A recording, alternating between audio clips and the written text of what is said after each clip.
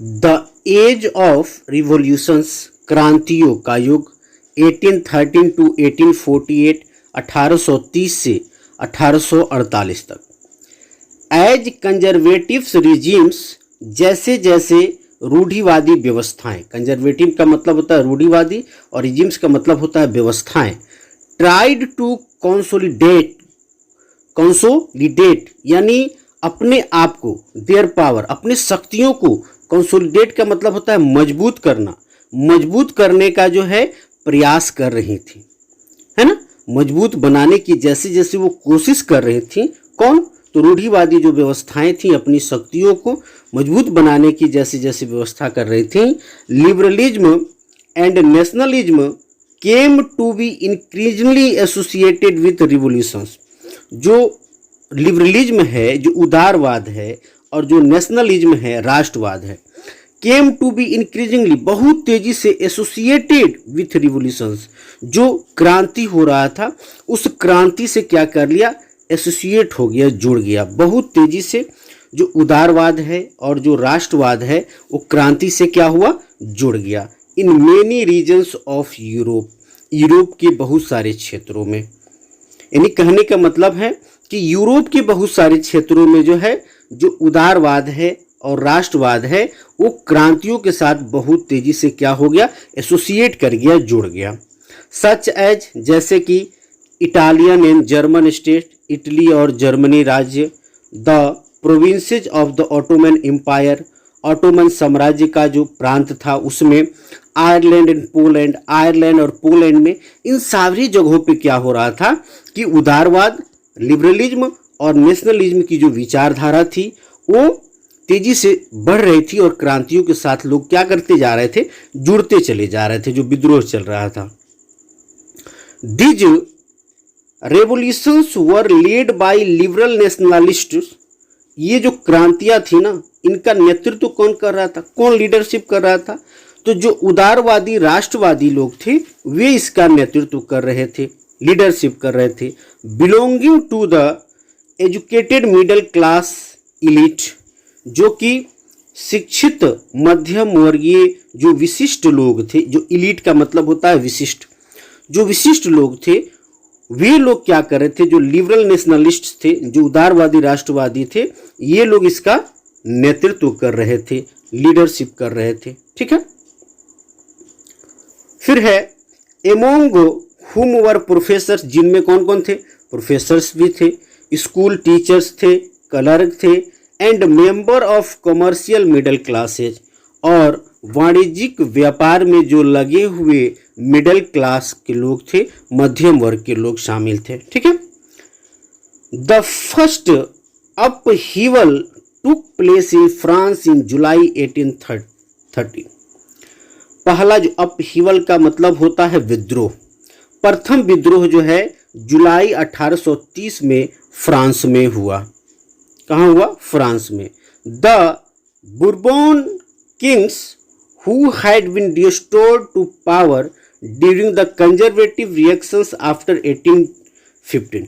1815 के बाद, है ना, जब कंजर्वेटिव रिएक्शंस हो रहे थे, जो रूढ़िवादी प्रतिक्रियाएं हो रही थी, उसके बाद जो है जिन बुर्बों राजा को क्या किया गया था, रीस्टोर किया गया था पावर में, यानी पुनः जो है उसको सत्ता पर स्थापित करने का जिसको काम किया गया था 1815 के बाद, कंजर्वेटिव रिएक्शंस के बाद की बात दौरान जो है ना, were now overthrown by liberal revolutionaries, जो उदारवादी क्रांतिकारी थे उनके द्वारा उसको उखाड़ फेंका गया। Who installed a constitutional monarchy with Louis Philippe at its head, उसके बाद उन्होंने क्या किया, संवैधानिक जो है राजतंत्र की उन्होंने स्थापना की, किसके साथ, तो लुई फिलिप जो है अध्यक्ष बने, है ना, लुई फिलिप को अध्यक्ष बनाया गया और संवैधानिक मोनार्की की स्थापना की गई।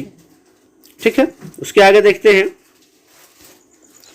वेन फ्रांस स्नीजेज, जब फ्रांस छींकता है, मेटरनिक वंस रिमार्क, मेटरनिक ने एक बार टिप्पणी किया था कि वेन फ्रांस स्नीजेज, जब फ्रांस छींकता है, the rest of Europe catches cold, तो बाकी यूरोप जो है उसको सर्दी जुकाम हो जाता है, यानी बाकी यूरोप को सर्दी जुकाम हो जाता है। फ्रांस का जो है यूरोप पे इतना बड़ा प्रभाव है, इसको दिखाया बताया था किसने? मेटरनिख ने।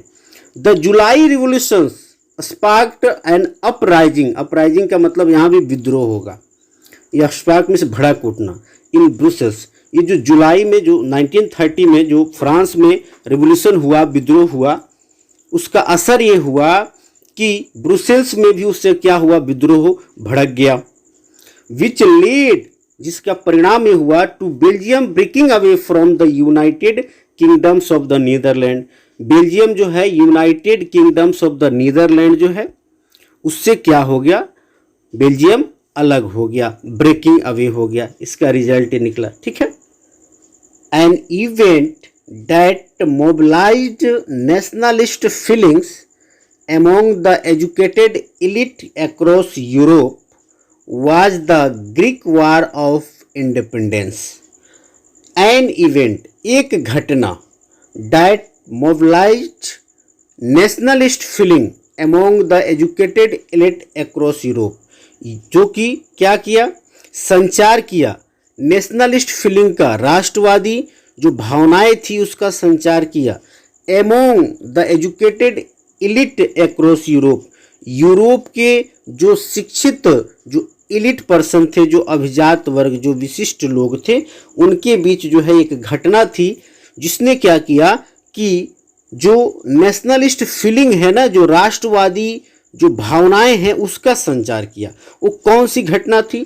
Was the Greek war of independence, जो यूनान का स्वतंत्रता संग्राम था ना, वह घटना थी।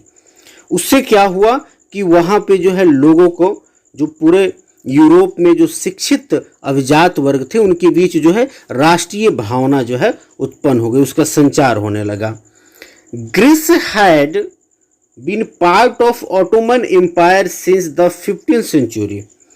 15वीं शताब्दी से जो यूनान था, ऑटोमन साम्राज्य का एक हिस्सा था, एक भाग था। The growth of revolutionary nationalism in Europe, Europe में जो क्रांतिकारी राष्ट्रवाद की प्रगति से, है ना, ग्रोथ से क्या हुआ? Spark of a struggle for independence amongst the Greek which began in 1821।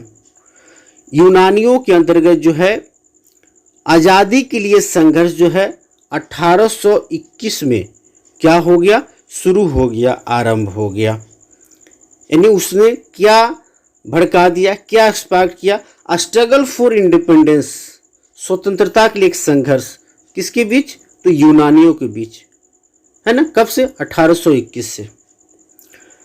Nationalist in Greece got support, जो यूनानी राष्ट्रवादी थे उनको सपोर्ट भी मिला, उनको सहयोग भी मिला। किससे?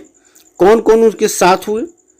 From other Greeks living in exile, other जो यूनानी थे जो कि निर्वासन में रह रहे थे, and also from many West Europeans, और बहुत सारे पश्चिमी यूरोपियनों का भी उनको सपोर्ट मिला, उनको साथ मिला। Who had sympathies for ancient Greek culture, जो प्राचीन यूनानी सभ्यता थी उसको लेकर जिन लोगों के मन में सहानुभूति था ना, उन लोगों का, उन पश्चिमी यूरोपीय लोगों का भी क्या मिला? साथ मिला।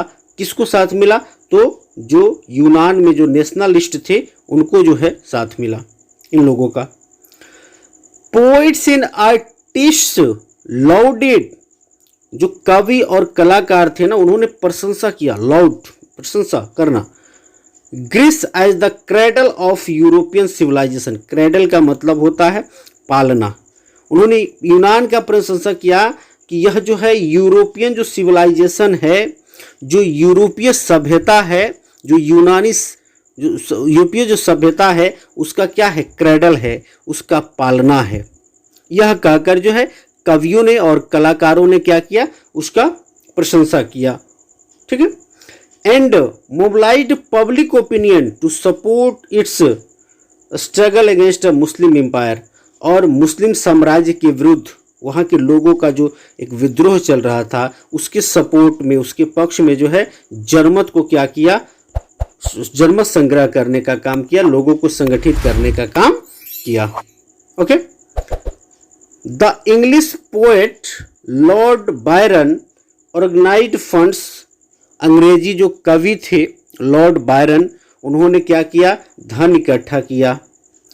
And later went to fight in the war, और लेटर में होता है बाद में, वे जो है युद्ध में भी फाइट करने गए, लड़ने गए। Where he died of fever in 1824, जहाँ पे 1824 में जो है बुखार से उनकी मृत्यु हो गई। फाइनली, अंततः जो चल रहा था, the treaty of Constantinople of 1832, 1832 की कुस्तुनतुनिया की संधि ने recognised Greece as an independent nation, यूनान को जो है एक स्वतंत्र राष्ट्र की क्या की, मान्यता दे दी। यानी जो यूनान में जो स्वतंत्रता संग्राम चल रहा था, उस संग्राम का रिजल्ट ये हुआ कि 1832 में जो है कुस्तुनतुनिया की संधि हुई, पल हुआ। उसके बाद से जो है क्या हुआ कि जो ग्रीस था वह स्वतंत्र हो गया, यूनान जो था वो आज़ाद हो गया। ठीक है।